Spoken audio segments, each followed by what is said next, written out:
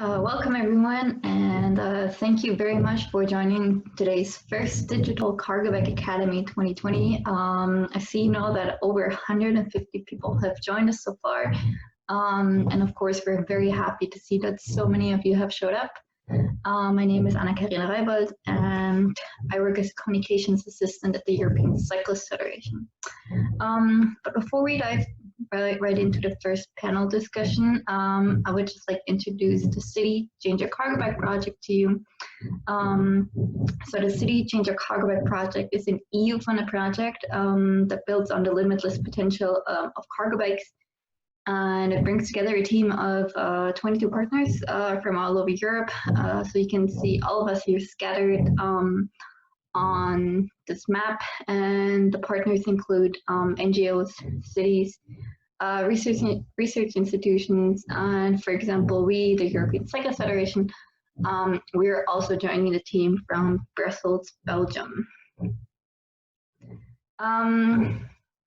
Please feel free to visit us online. So our website is cyclogistics.eu, and there you will find a wealth of resources on cargo bikes for cities, individuals, and companies. So we do have a lot of publications and a lot of different European languages. So just have a look and check it out. You can also find us on social media. So just type in @cyclogistics on Twitter, Facebook, YouTube, or Instagram. And then you will not miss any updates in the future, because we will be holding many more webinars in the coming months. So stay tuned, and please follow us on social media. But before we start, I would just like to ask that if you do have any questions, please put them in a Q&A box.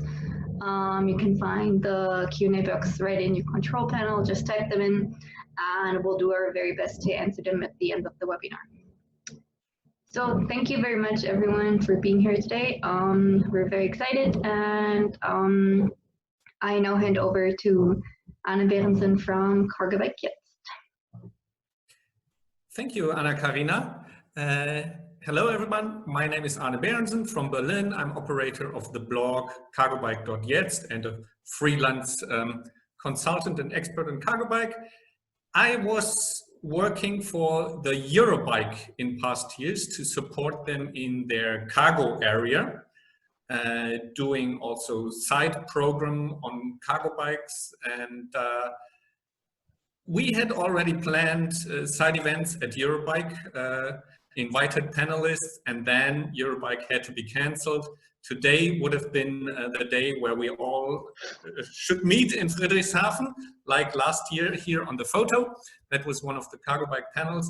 And then together with the City Change Your Cargobike project, we decided, hey, there is a need for the cargo bike industry, for cargo bike experts, for people interested in cargo bikes from a private and commercial perspective to meet, and let's do this online. That's where we are. Thank you for so many people participating.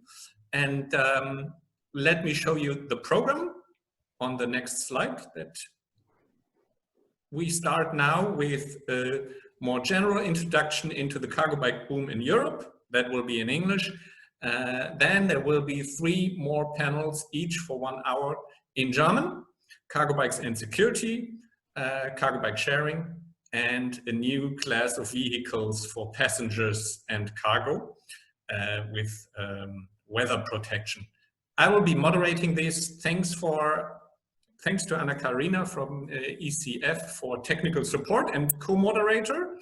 And with that, we just start to the first panel. The program is on the next page.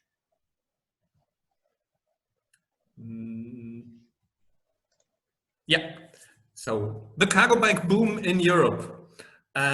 This is a picture from our cargo bike industry survey conducted by the City Change Your Cargobike project. I'll speak on this later, but it just to show you the trend, we have a big market growth of cargo bikes in Europe. That's what we want to talk about this growth, why it is important, and what are the factors, and what needs to be done on European level to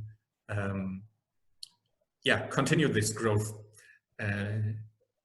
And the next slide, you see and also in the video, you see our speakers in this panel. We start with Kevin Main, who's in Brussels, CEO of Cycling Industries Europe, a bicycle lobbyist in Brussels, making sure our cycling community's voice is heard among policymakers. And he's also, or Cycling Industries Europe is also a partner of the City Changer Cargobike project. Then I will also speak on more specific questions around City Changer Cargobike. And then from Nijmegen, we have Joost Leusmans, the director of the International Cargobike Festival that couldn't take place this year. And we are very curious about what happens next. But we'll start with Kevin Main, please. Thank you, Anna.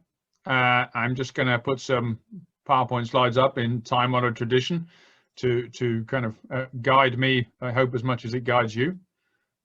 Let's hope this this works. No, for some reason it doesn't want to work. Give me a moment.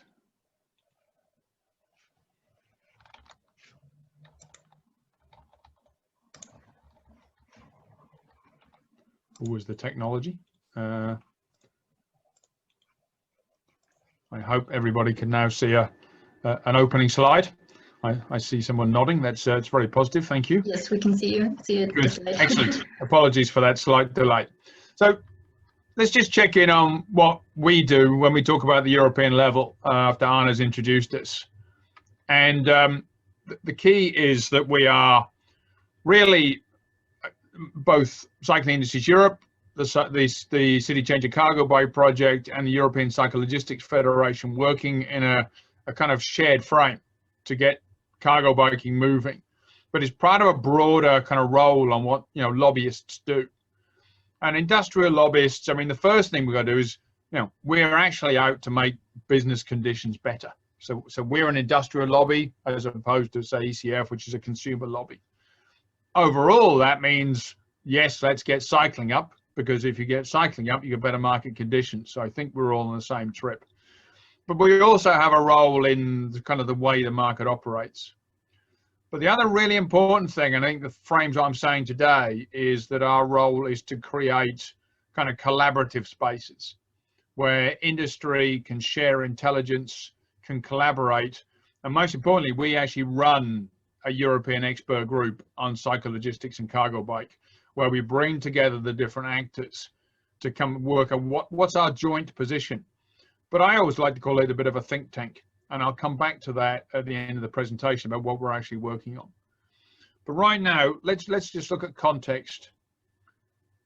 Let's look at European politicians riding bikes, not necessarily cargo bikes, but there is nobody listening today who doesn't know that something's gone on this year. Yes, we can talk about a pandemic, but yes, we know, €1 billion has been pledged to cycling by governments, by cities, by other actors. And that's created an extraordinary kind of momentum. It's created space and we know as the lobby group, your representatives, the things we've done to get that word into the conversation. Cycling is essential. Cycling is part of the fabric of urban change. And we're looking now where this guy is actually the leader of the European Green Deal. His name is Frans Timmermans, and he's giving his time to 10 cycling seminars. No European politician ever did that before. And behind that comes money, access, funding, policy pressure to achieve great things for our sector. So, we're very proud of what we've done through COVID to get this idea that cycling is essential. And I love the idea. And I was at a European connectivity event 2 weeks ago, all about digitalization of mobility, transportation.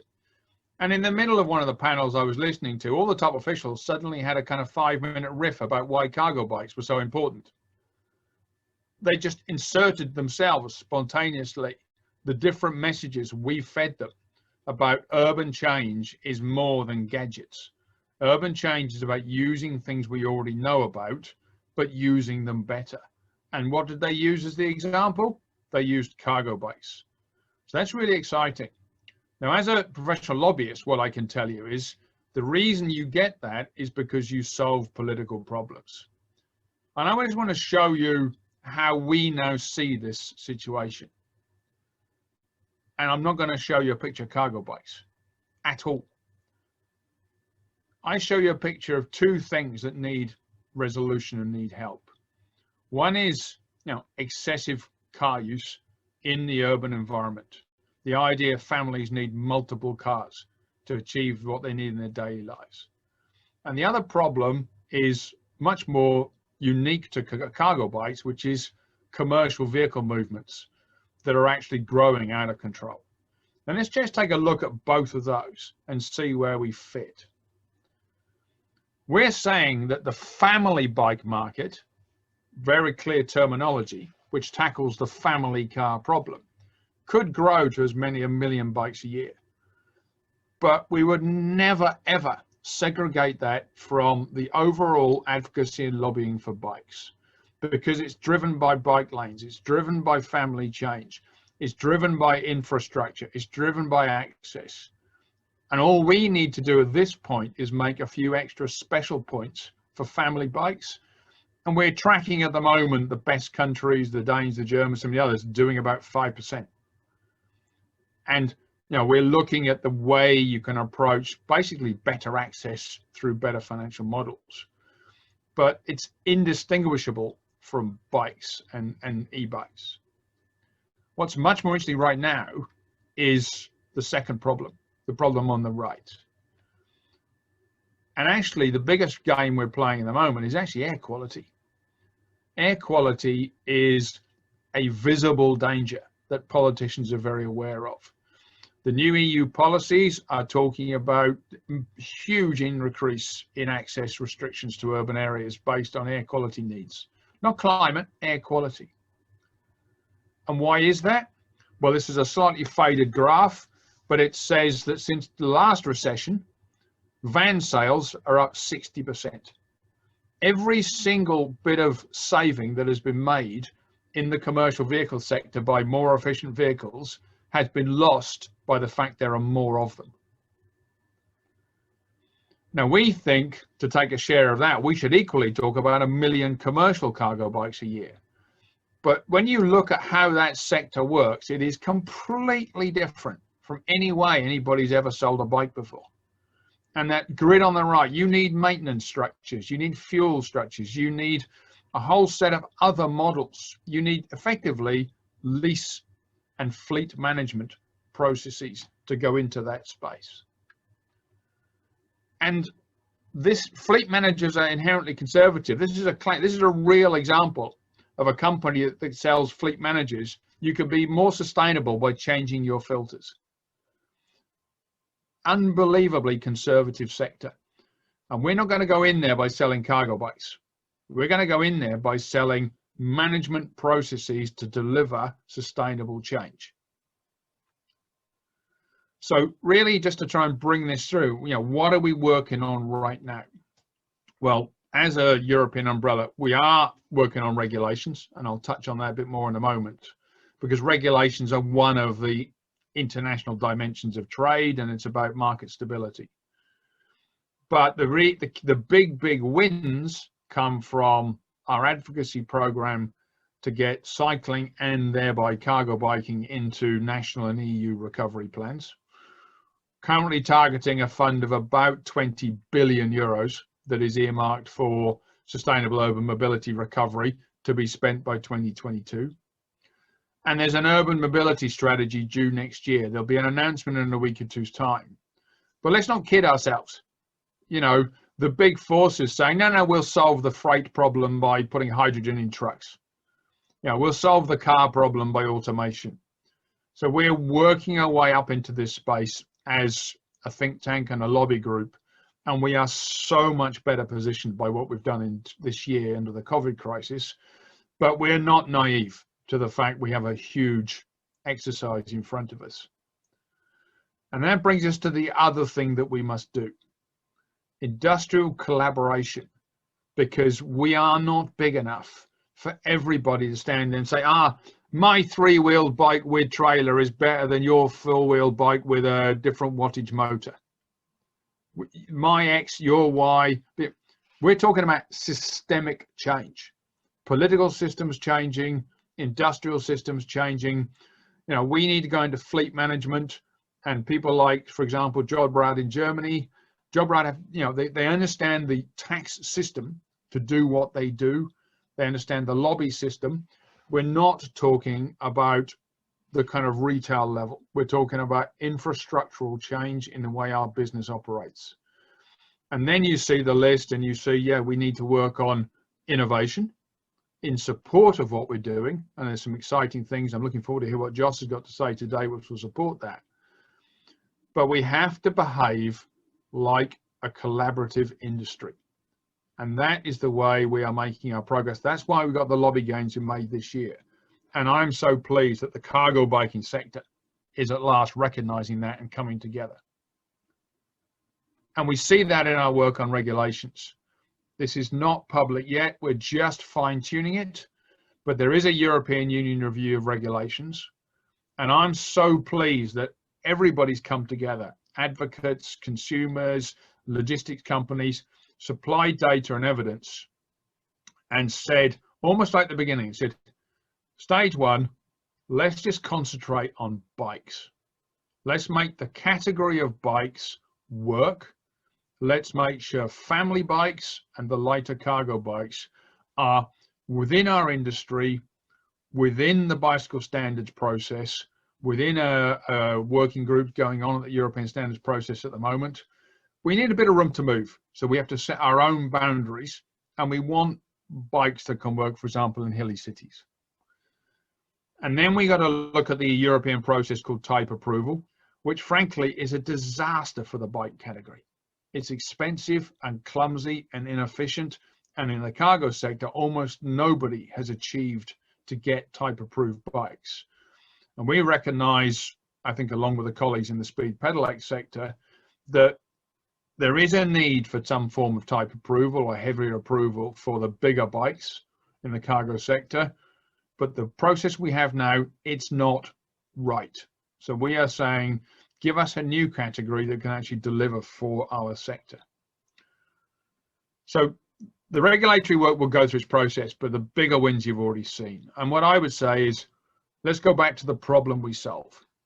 And politically, our job is to take the European Union and the member states through a curve where we can replace those two problem pictures with these two inspirational pictures right across the whole of Europe.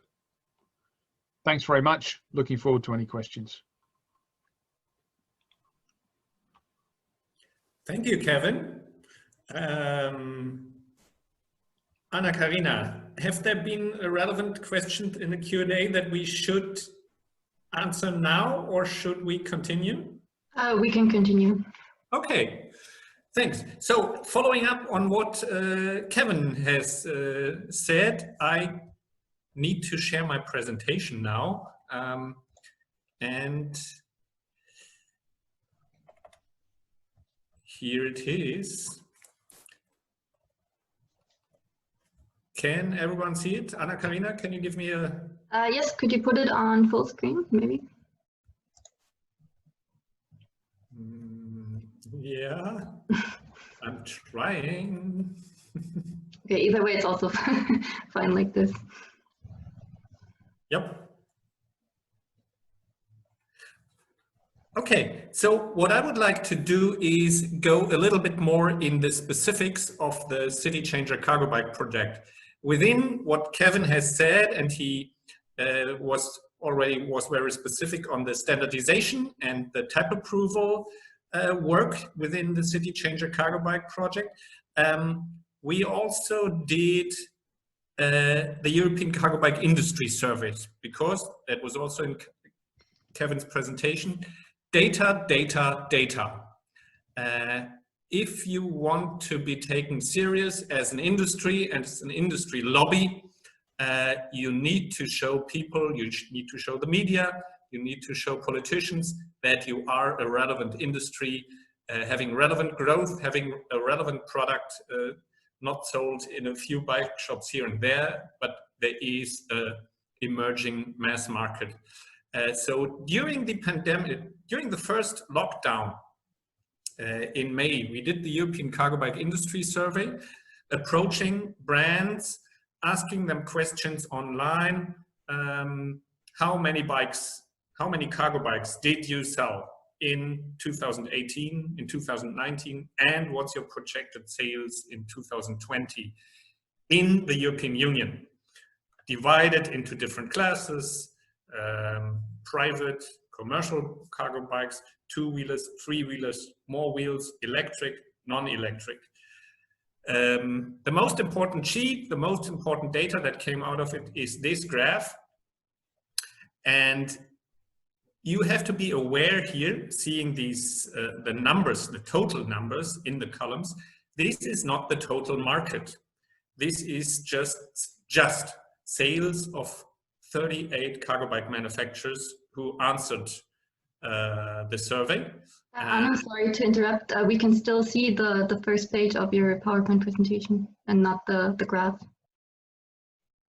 Okay, so you don't see it now? No.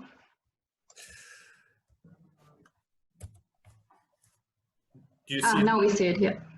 Now you went back to the first slide. Yes, now it's there. Okay, so this is the graph I was talking about. Sales of 38 cargo bike manufacturers in Europe. You can go to the complete survey and you receive the files later on through the link given in the caption of the graphic on the Cycle Logistics, the City Changer Cargo Bike webpage. More in detail, so the survey was anonymous. We don't know which manufacturers participated and which did not. It was conducted during the lockdown. 38 manufacturers participated. 7 of them were newcomers with no sales in 2018. That also shows there's a high degree of newcomers in the cargo bike business, only starting now. And none of the participants sold more than 5,000 cargo bikes in 2018, but 3 of them expect to do so in 2020. So they are newcomers and they are fast growing manufacturers producing more and more. Combined sales of all 38 participants, 2018, more than 17,000, 2019, more than 28,000, 2020 expectation from May was 43,000. And this is 53%, and the year before 60%. So we have an annual market growth, we can assume, of more than 50%. Interestingly, 16 of 38 participants said Germany is their most important market in Europe. The next country with the most was Denmark, with 4 participating saying Denmark is their most important market. That could be that there was that cargo bike manufacturers from Germany were overrepresented in the survey, but it could also mean that Germany, due to its size and a lot of subsidy programs for private and commercial cargo bikes, are indeed a very big and relevant market for Germany, also for the Danish and the Dutch manufacturers. There were the other results were also that the growth is mainly even across two-wheelers and three-wheelers, across commercial and private cargo bikes. One interesting trend, the relevance of electric assist is increasing. I think that is not surprising. The study, of course, will be repeated next spring. We hope even more manufacturers will participate. It got a huge interest in the media because for the first time we could say on a European scale give some projections and estimates based on a lot of manufacturers' information on the growth of the market. There are official estimates by, for example, in Germany, the German Two-Wheeler Association, that separate different categories of the bike market and their growth. But there is no good data on a European level and in many other European member states. We hope there will be progress soon. Hopefully this survey can contribute to it. Of course, we cannot be satisfied with this market size. We know the potential is huge, and climate change, air quality, livable cities, there is a big demand for change on the street. The growth needs to go on. It even needs to be faster so that cargo bikes can contribute to solving these problems that Kevin has showed. What is the cargo bike, the City Changer cargo bike project doing? It is promoting different ways. There are different, so there are projects in the single partner cities across Europe that Anna-Karina has showed, but there are also European-wide campaigns and projects. I'll share some of them with you. There is the Commons Cargo Bikes project, together with the mostly German free cargo bike movement. There is a tutorial, a video, there is online tools to establish your own cargo bike sharing system if you are a small initiative or even a bigger association. That's a very easy way to establish cargo bike sharing in your city. The material is in English. Check it out. Recently, City Changer Cargo Bike supported a video campaign by an association in Graz, in Austria, who said there's too many advertorials advertising for cars in the media. We have to do videos on cargo bikes, promoting cargo bikes. You have 5 very nice videos that can be shown in cinemas, in TV, elsewhere, as commercials for cargo bikes, also online on Vimeo. You also have the opportunity to get in touch with the organizers. They are all with English subtitles. There is a local heroes campaign that actually Anna-Karina is coordinating. Individuals from across Europe can share their pictures and stories about their cargo bike use, and they will be promoted via social media channels and on the Cyclogistics webpage. You're also all welcome to contribute here and to share the information. Another project will be an online market overview. So there is many new manufacturers, many new models coming on the market. It is increasingly getting hard to keep the overview, and if you're an interested consumer, to find the right cargo bike for you, because your local shop may not have any cargo bike, or just 1, 2, or 3, but there are around 1,000 on the market. So within City Changer Cargo Bike, we want to set up an online market overview. I will be coordinating this project, and there will be more information in spring 2021. And we hope many manufacturers will present their bikes there. Information, as I said, will follow. That was just a quick insight on what City Changer Cargo Bike is doing to further make the market grow. And if there are no questions, Anna-Karina? Yes, we do have a few questions, but we also had some coming in for Kevin. Should we quickly go back to Kevin or answer those at the end? Just throw them in. Yeah. Okay. So there was one for Kevin. Where do you think most of the money from the Urban Mobility Fund will be allocated? Infrastructure, purchasing subsidies for privateers, or subsidies for companies hosting fleets for cargo bikes? I think the first job is to win the competition to see it come to cycling, because we are, you know, there's a fairly cash-starved public transport sector and others that are all looking for this, and then certainly we'd like to collaborate with public transport, but we worry about money going to things like weirdness like drones or something. But so we've got to win it for cycling. And then the associations have said to the European Commission and member states that we believe it's infrastructure first, because infrastructure makes the difference to all cycling. And then the second recommendation is the better access to the new, more expensive machines, whether they be e-bikes or cargo bikes, with some of that funding going to small businesses as well as money aimed at consumers. So I would say we will always argue infrastructure first.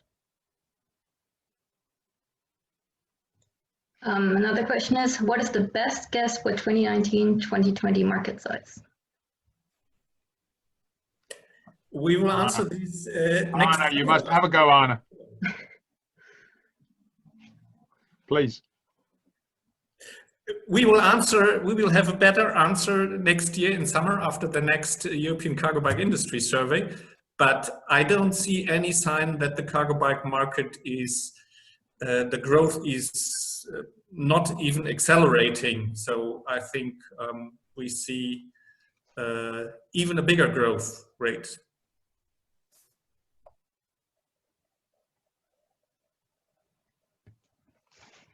One more question. Can you give an estimation if external sales measures are possible for manufacturers?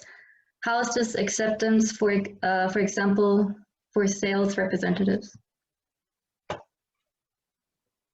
Don't quite understand the question. I'll repeat it, and if not, we can also give Marvin the chance to explain it himself. Can you give an estimation if external sales measures are possible for manufacturers? How is the acceptance, for example, for sales representatives? I mean, if you're talking about allowing companies to distribute funds, I guess, or distribute premiums, if that's the way it's framed. I mean, at the moment, most of the subsidy schemes, the bike is sold through a retailer or leased through a leasing scheme, and the tax break is fed back through quite a complex tax code, or the consumer is claiming the money directly, or even the company is claiming the money directly from the government. But it's absolutely fundamental for people like salesmen in the cargo bike industry to understand what's on offer, which in a country like Germany could be unique to each individual city. But if you're not walking around with a sort of a table in your pocket saying what's available as a salesman, I'd be very disappointed, because there's a lot of help out there for you. Marvin, I've given you the permission to talk. If you want to add something to that, you can unmute yourself now. For the well-being, I have put in the chat a link to my German overview, to the overview of cargo bike subsidies in Germany. So there are over 50, 60. And the ECF policy tracker is expected to have a live international directory of premiums by the end of this year, which I think is a really exciting project, which we fully support. Cool. So if there's nothing else, now let's move on to Jos, who the director of the International Cargo Bike Festival in Nijmegen, where it's kind of our Mecca and Medina in the European cargo bike industry, and also the activist community. So everybody needs to pilgrimage to Nijmegen once in his cargo bike life, at least. And we were all very sad that it couldn't take place this year. Jos, what's your plans for next year? Thank you for this introduction, Arne. I will tell later what are the plans for next year. But first, I also want to say something about the cargo bike boom in the Netherlands. Just a few weeks ago, one of the national papers published a big article about the cargo bike boom, and not only in family cargo bikes, but mainly in the commercial use of cargo bikes. And in this article, they mentioned that at this moment there are about 100,000 cargo bikes in the Netherlands, and that this number will grow in the next 5 years to 400,000. And well, I think that are quite impressive numbers, and I hope that it really will happen, and so that will make quite a change. I've written about this before, and I think when 400,000 cargo bikes are used instead of vans, we will also have a we will save 1.5 million tons of carbon oxide emissions. So that that would be really great thing to see. But well, you ask what are we going to see next year at in the Cargobike Festival? I'll try to share a screen and talk a little bit about the plans we have.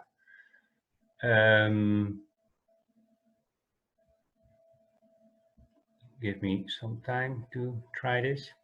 Can you see this? Yes. Okay, great. Well, the idea is, of course, we have been thinking a lot about the Cargobike Festival, and the Cargobike Festival is a 3-day event where everybody from the Cargobike community comes together. And but because of the coronavirus, this will be, well, that's not possible now, and we don't know if it will be possible next year. So we have been thinking about the other ways of coming together and make also especially make the cargo bike industry give them some exposure. So we have been thinking, we are planning a permanent exhibition for the cargo bike industry on this venue, what you see here in the picture. And for the moment, we have called this the Cargobike Expertise and Innovation Center. It's based on the industrial park Kleefsewaard, which okay, now I try to change it, but it doesn't do it. That's a pity. I wanted to go to the next picture. If there are problems, I can share my screen and click through for you. We tried this okay. Before, yes, but and then it worked, but it doesn't now. I don't know. Maybe stop sharing screen and I'll share it for you.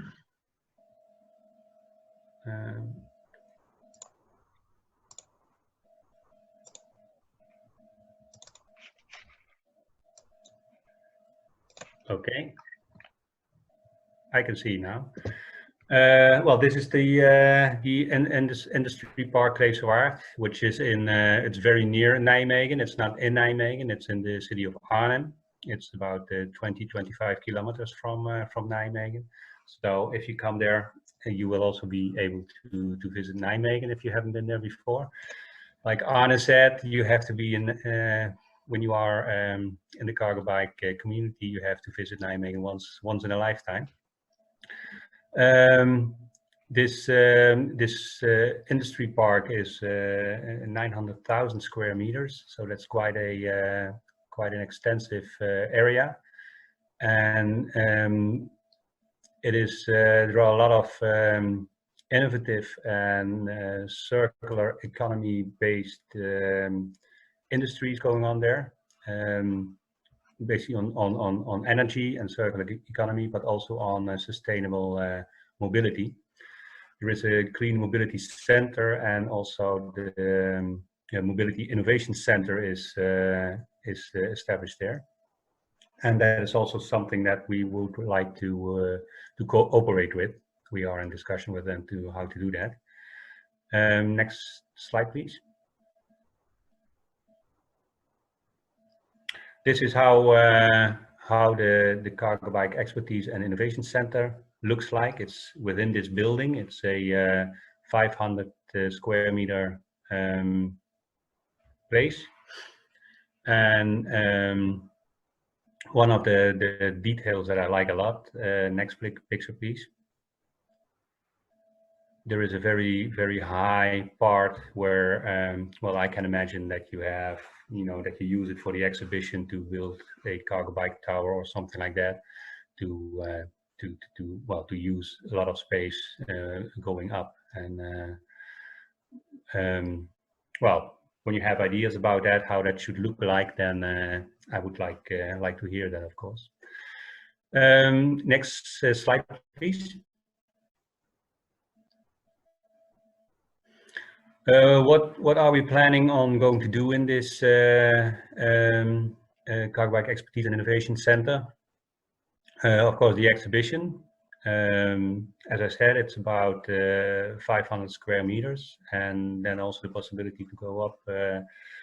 We think we can have like 15, 20 exhibitors, companies that want to exhibit there. There will also be a test circuit, so you can go outside and test the cargo bikes. I think that's one of the features that what made the Cargo Bike Festival so much fun and interesting to visit, because it's not only seeing the cargo bikes, but also using them and testing them and try out and have fun with riding cargo bikes, because that's the essential, I think, of why you would use a cargo bike.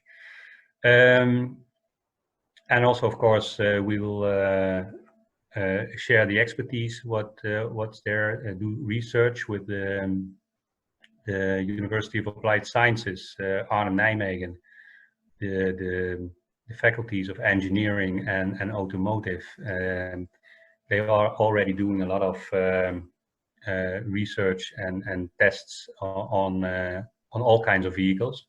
And mainly what they are very interested in is the vehicles, let's say, between bikes and cars. And cargo bikes, electric cargo bikes and light electric vehicles are their main focus at this moment. And they are working with student teams from many different faculties to have a very complete view on how new products should look like and how they should work.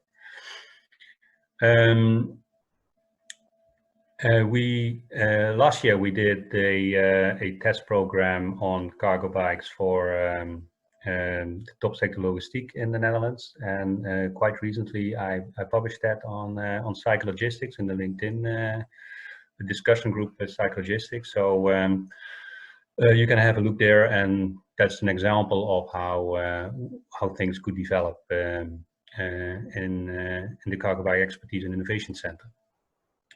And then apart from that, of course, there will also be the possibility to develop a virtual exhibition. Well, we have to count on a longer, maybe some more years of situation that we cannot come together, and then a virtual exhibition is something to share your products and ideas in a digital way. Next picture, please.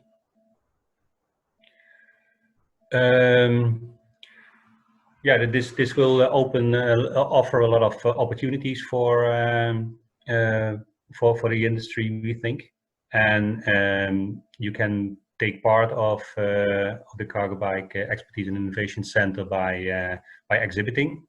So you can rent a exhibition space.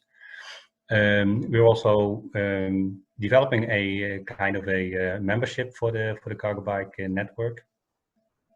Here you see the abbreviation of Cargo Bike Experience and Innovation Center, Cargobike. We will also try to keep on organizing a annual event, and hopefully that will be a physical event, but if not, then we'll make it a digital event. Of course, will then be mentioned on the website. There will be possibilities to publish articles. You can make use of the testing facilities. And what we're also thinking, I actually get quite some requests from cities, from several countries that they would like to see more cargo bikes, because in many places there are not many stores or retailers that show cargo bikes, and people know that there is a lot of different kinds on the market, but they want to see that.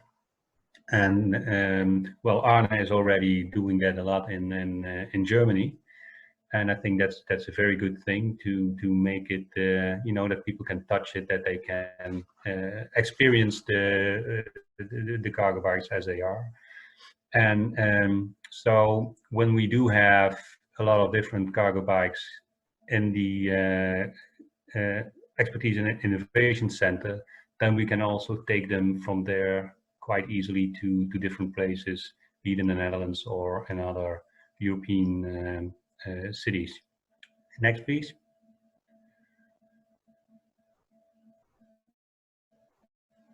Next slide, please. Well, that's actually what I was about to tell you about. When you want to have more information on this, just send me an email, jos@fietsdienst.nl, and we can see what well, how to give this give this a go. Thank you. Are there any questions, maybe? Thank you, Jos. First of all, that was the official first worldwide Yes, first it was, announcement. Was it? Yeah, it was. Yeah. This I saved it for this moment. Thank you. I think that's a very, very interesting project, a new pilgrimage ground for the European cargo bike community and industry. And good luck. Please share with us how companies, how the community can support you. I think you will send out more information on that soon, and yes, probably people already have a lot of questions about it. Anna-Karina? There's one. Will you include Velo cars in your exposition too? Velo cars. It's what we focus on is cargo bikes, and then mainly also, well, actually the commercial cargo bike, but of course when there are companies that are interested to show other kind of related vehicles, we can always think about it. And another thing is that this venue it's really big, and there are a lot of different places still that are not that are not occupied. So of course we have, as I said, the Clean Mobility Center is there. They do a lot of other kinds of vehicles. There is so yeah, sure. Let us know when you are interested, and also maybe what I forgot to say is that we have this Cargobike Expertise and Innovation Center, but there is a lot of places, there is a lot of room there for also for companies that want to have their own office or even a production line to set up there. I mean, 900,000 square meters is quite a lot. Jos, is there any public funding? Does the government, the region, the city, anyone else fund this within their policy priorities to promote? No, not yet. Of course, we are talking to the province of Gelderland, the several municipalities, some organizations that provide funding for these kind of plans, and we really hope that we will get sufficient funding to really start. But also, well, maybe as you know, I start things just because of the idea that it's worth starting things, and I also think that the cargo bike industry is very capable of doing a lot of funding of what we want to do, and yeah, I mean there are prizes for the exhibition that we hope that also just from the market it will be able to make it run, and I think that would be great if it works. But Of course, it would help when there is governmental funding or by other means. And well, for instance, also European projects could be very helpful to realize this center. If I could come in there, Anna, I think it's a good question because we talked a bit about the premiums on what I would call the demand side. What the European Union can do to get more cycling and stimulate more cargo bikes, such as premiums, on the ground. But if we look at the industrial side, this is a world-leading industry based in Europe. Centers like Jos is describing are unique at a world level. And part of our job is to show politicians that they can have world-leading companies in Europe. And there is almost a hidden belief that all of the bikes in Europe come from China. And we've done a lot of work to show that we have top-class European companies, both in the large scale, but top-class European companies at the innovation level. And I think we've got to be better because I've already told you, I mean, as far as I know, there's something like 250 automotive industrial clusters in Europe, all well funded by states, governments, by their industry. And I currently know of about 4 in cycling. And that imbalance is wrong. And so we need to move that forward. And it is on the innovations like Cargobike and on better ways to market. And we still have things to do. We could do with longer lasting, better componentry for some of the cargo bikes, especially in commercial use. And you put people together, the kind of brakes that you would use on downhill mountain bikes may or may not be appropriate for cargo bikes, but maybe it's automotive technology that comes across. So as we develop the kind of standards, the innovation, the industry together, we need to do a better job of linking the innovators with things like European funds. And I won't say we're there yet, but we clearly know where we need to be. And so alongside our Cargobike expert group, we just started an innovation and entrepreneurship expert group to try and bring the SMEs together and invite the center managers like Jos is working on to be part of a wider network. So I think it's very much joined up thinking. Kevin, thank you. We need to take this already as closing remarks because the next panel starts in 5 minutes. We still have